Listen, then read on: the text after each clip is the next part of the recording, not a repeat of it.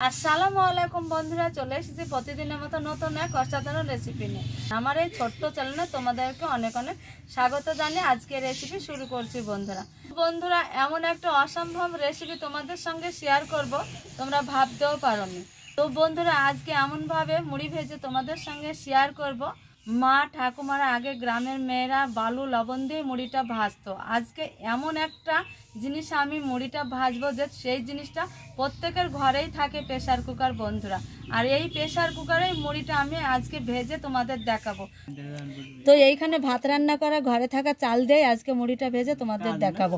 এবার এইখানে চালের মধ্যে দিয়ে দেবো স্বাদ অনুযায়ী লবণ, সামান্য একটু জল দিয়ে দেবো, সঙ্গে লবণ জল মেখে নেবো, তত মুড়িটা ভালো হবে।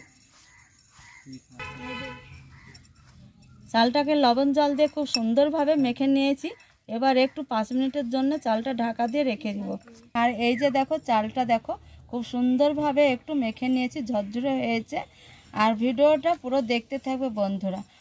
কড়াটা খুব সুন্দরভাবে গরম করে নিয়েছি, গরম কড়াই দিয়ে দিব লবণ জল মাখানো চালটা। 3 মুঠো চাল দিয়ে দিয়েছি। এবার আমি খুন্তি দিয়ে খুব সুন্দরভাবে নাড়াচাড়া করতেই থাকবো।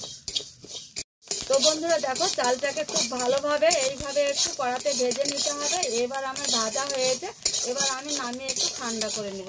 বন্ধুরা দেখতে পাচ্ছ, চুলাতে আমি একটা প্রেসার কুকার বসিয়ে দিয়েছি। প্রেসার কুকারে বালু লবণ কিছুই দেইনি।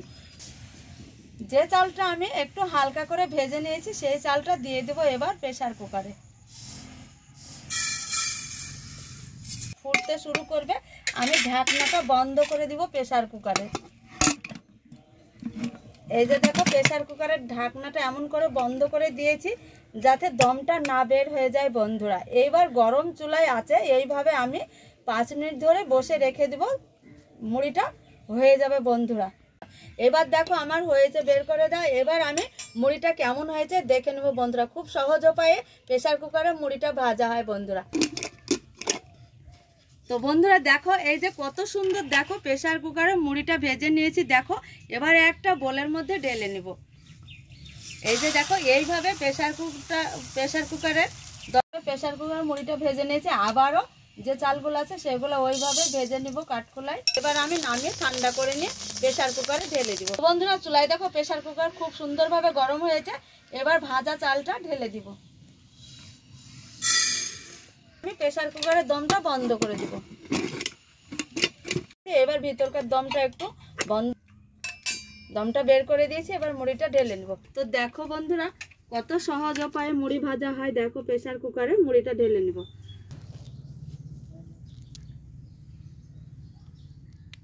দেখো, তোমরা ভাবতে পারো যে কত অবাক করা রেসিপি, প্রেসার কুকারে কখনো মুড়ি ভাজা হয়।